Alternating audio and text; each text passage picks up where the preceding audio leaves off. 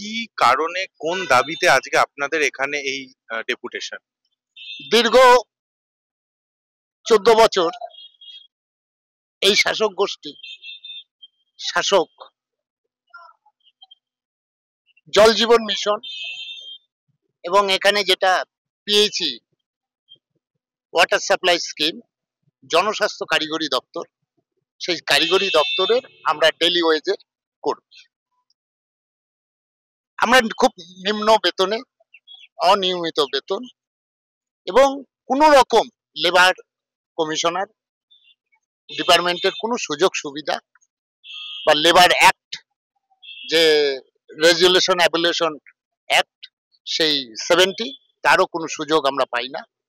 আমরা দীর্ঘদিন আমরা ওনাকে চিঠি করেছি এবং বিগত 5 থেকে 6 মাস আমাদের বেতন বন্ধ। আমরা সবই অনাহারে জীবনযাপন করছি। তারপরে আমরা যখন মেল করলাম লাস্ট, সেই মেলের পরে আমাদের একটা চিঠি দিয়ে বললো আপনারা 19 তারিখে আসুন। আমরা আজকে তার কাছে যাচ্ছি।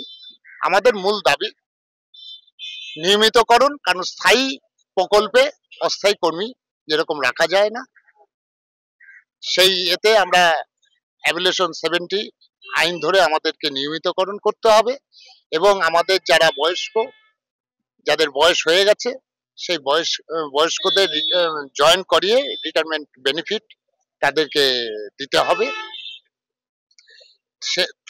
তাছাড়াও যে আমাদের যে সামাজিক সুরক্ষা আওতাভুক্ত করতে হবে।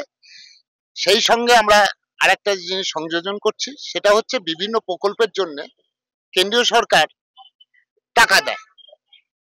এখানে কি হচ্ছে, বিভিন্ন রকমের পিএইচই আধিকারিকরা সেই জমিগুলো দানপত্র করে নিয়ে সেখানে দানপত্রের ভিতর মূল্য রেখে সেই জমিদাতাদের বঞ্চিত করছে এবং তাদেরকে একটা করে দুটো করে চাকরি দেওয়ার কথা, সেই চাকরিগুলো আজ পর্যন্ত দেয়নি। যেটা উদাহরণ আমি দিচ্ছি সবচেয়ে বেশি, সেটা হচ্ছে মইপিট, কুলতলি, মন্দিরবাজার থানা, জয়নগর। আমরা ওখানে 163 ধারা আমরা জারি করেছি। আমরা ম্যাজিস্ট্রেটের আদালতে গেছিলাম, তারা আমাদের কাগজপত্র দেখে সেইগুলো 163 ধারা জারি করে রেখেছে এবং সেখানে এখন 163 ধারা রয়েছে। এবং আপনারা জানেন বিগত দিনে যে পিএইচিতে যে রকম মানে কি বলবো কন্ট্রাক্টারির প্রথা বিলোপ করার কথা উনি বলেছিলেন 11 সালে যখন ক্ষমতায় আসেন। সে বিলোপ তো হয়নি, উল্টে কন্ট্রাক্টারি তোষণ এটা বেড়ে গেছে। এবং যেই জায়গায় যাব, আমরা অফিসে গেলে এক একটা কর্মী যদি কোনো সমস্যা নিয়ে যায়, না আপনি তো কন্ট্রাক্টরের লোক, কন্ট্রাক্টরের কাছে যান, এইরকম আচার ব্যবহার আধিকারিকদের যে পাচ্ছি। এবং অনেক সাইডে আমরা 16 ঘন্টা 18 ঘন্টা ডিউটি করতে হয়, তার ভিতর যদি আমরা খেতে যাই, তখন যদি কোনো আধিকারিক ঢুকে যায়, অশ্লীল ভাষায় গালাগালি, কাউকে বলে তুলে আচার মেরে বের করে দেবো, চাকরি খেয়ে নেবো, এই রকম অত্যাচার আমাদের সাথে দীর্ঘদিন চলে আসছে। এর আমরা অবসান আজকে চাই। এবং আমরা কোন ক্যাটাগরি, স্কিল লেবার না হাই স্কিল লেবার, আমরা সেইটা আজকে করতে যাব যে আমাদের সেই পরিচিতটা আমাদের দিন।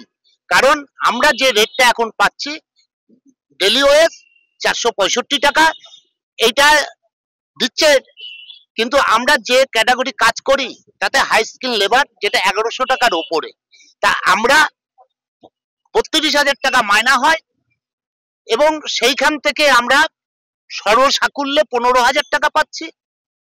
বাদবাকি টাকাটা কোথায় যাচ্ছে তার খোঁজ নেই।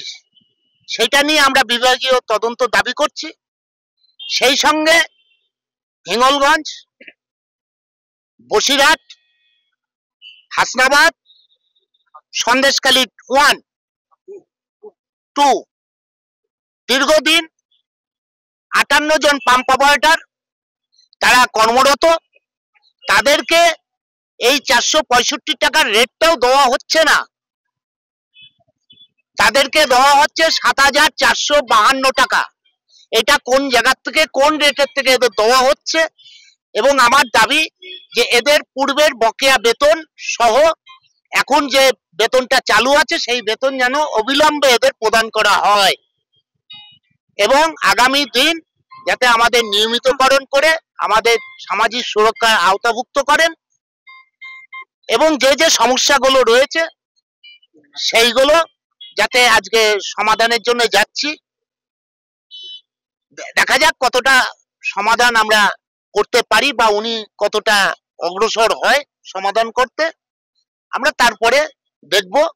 এবং তারপরেও আমরা বলছি যে 5 মাস ধরে বিভিন্ন কর্মীরা যারা এসছে 5 মাস ধরে বকেয়া, আমাদের এই চাপে মনে হয় একটা গডাপ খেলা চলছে লেবার কমিশনের সাথে পিএইচির।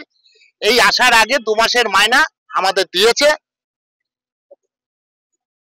তারপরে আগের যে বকেয়া মাইনা ডিসেম্বর, নভেম্বর, অক্টোবর সেগুলোর কিন্তু খোঁজ নেই। জানুয়ারি ফেব্রুয়ারির মাইনাটা দিয়ে দিয়েছে, দিয়ে ভাবছে একটা ছেঁড়া রুটি ছুড়ে দিল, তাতে এরা সন্তুষ্ট হবে। কিন্তু এরা চায় এর সমাধান।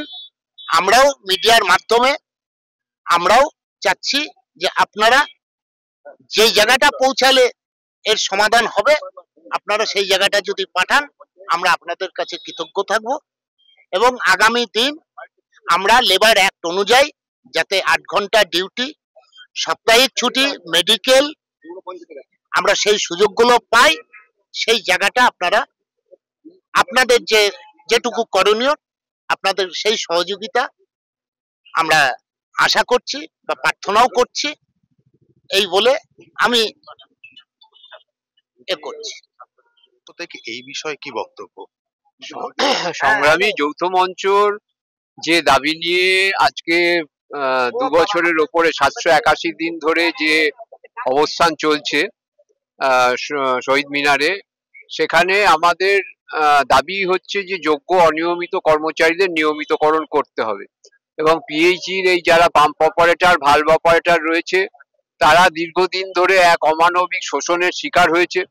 তো তার বিরুদ্ধে তারা ঐক্যবদ্ধ হয়ে সংগ্রামী যৌথ মঞ্চের সাথে তারা সংযুক্ত হয়েছে, এবং সংগ্রামী যৌথ মঞ্চের কে সামনে রেখে যে আন্দোলনগুলো হয়েছে তার ফলে পিএইচির যে চিফ ইঞ্জিনিয়ার আছেন তিনি সংগ্রামী যৌথ মঞ্চের সঙ্গে গত বছর একবার বৈঠক করে তিনি একদম হাত ধুয়ে ফেলেছিলেন যে আমি এসব কিছু জানি না, আপনারা দপ্তরের মন্ত্রীর সাথে কথা বলুন। তা দপ্তরের মন্ত্রীকে আমরা 4 বার চিঠি দিয়েছি, আজ অবধি তার সৌজন্য হয়নি সেই চিঠির কোনো জবাব দেওয়ার, দেখা করা তো দূরস্থান। যতক্ষণ তাদের যে উপরে এই অমানবিক আচরণ বন্ধ না হবে, এই যে দেবাশিস দাস ওই সংগঠনের যিনি একজন আহ্বায়ক উপদেষ্টা, তিনি যে সমস্ত কথা বললেন যে যেভাবে তাদের উপরে অত্যাচার চালানো হচ্ছে, যে মাসিক 7,000 টাকা তাদের বেতন দিচ্ছে, একজন স্কিলড অপারেটর যার 32,000 টাকা পাওয়ার কথা, অন্যদের তাও প্রায় 15,000 পাচ্ছে। এরা সন্দেশখালী বা অন্যান্য ব্লক উত্তর 24 পরগনার হিঙ্গলগঞ্জ, তারা তার অর্ধেক টাকায় মাইনে কাজ করছেন। তো এটা তো লজ্জার বিষয়, এবং এটা সংগ্রামী যৌথ মঞ্চের পক্ষ থেকে জল জীবন জল মিশনকেও জানানো হয়েছে, কেন্দ্রীয় সরকারকে জানানো হয়েছে, এবং বেআইনি ভাবে যে জমি নিয়ে নেওয়া হচ্ছে সেই নিয়েও মামলা করা হয়েছে কোর্টে।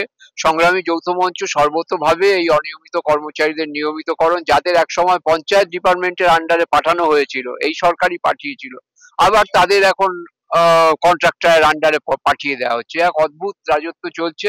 এর বিরুদ্ধে যে সংগ্রাম চলছে সংগ্রামী যৌথ মঞ্চ তাতে সর্বতভাবে আছে। অনিরুদ্ধ ভট্টাচার্য। পিএইচির ওয়াটার ডিপার্টমেন্টের যে ইঞ্জিনিয়ার যারা রয়েছে এবং যারা হচ্ছে অস্থায়ী কর্মী রয়েছেন, দীর্ঘদিন ধরে তারা বেতন পাচ্ছেন না। 5 মাস হয়ে গেল তারা বেতন পায়নি, তারা ন্যায্য মজুরিও পাচ্ছে না। সরকারি যেই মজুরি স্কিম, সরকারি যে স্কেল রয়েছে স্কেল অনুযায়ী তাদের বেতন হচ্ছে না। যেখানে তাদের মাসে পাওয়ার কথা 32,000 টাকা, সেখানে তাদের হাতে সরকার দিচ্ছে 15,000 টাকা। তাহলে এখানে প্রশ্ন উঠছে বাকি 17,000 টাকা কোথায়?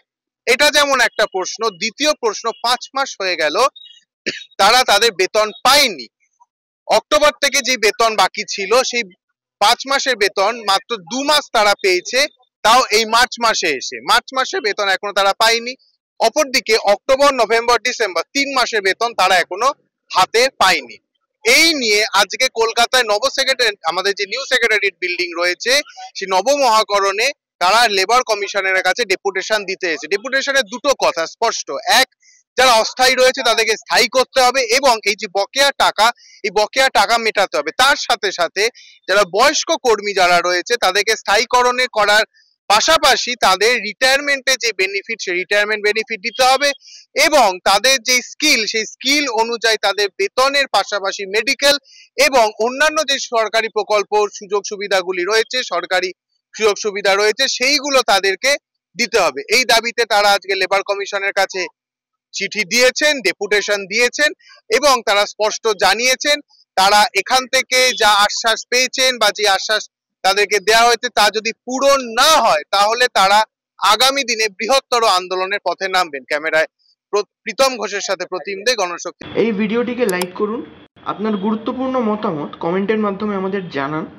এবং আমাদের চ্যানেলের ভিডিও সবার আগে দেখার জন্য ইউটিউবে গণশক্তিকে সাবস্ক্রাইব করুন, ফেসবুকে ফলো করুন এবং শেয়ার করুন আপনার পরিচিতদের মধ্যে। আমাদের চ্যানেলে আপলোড হওয়া ভিডিও নোটিফিকেশন পেতে বেল আইকনটি ক্লিক করতে ভুলবেন না।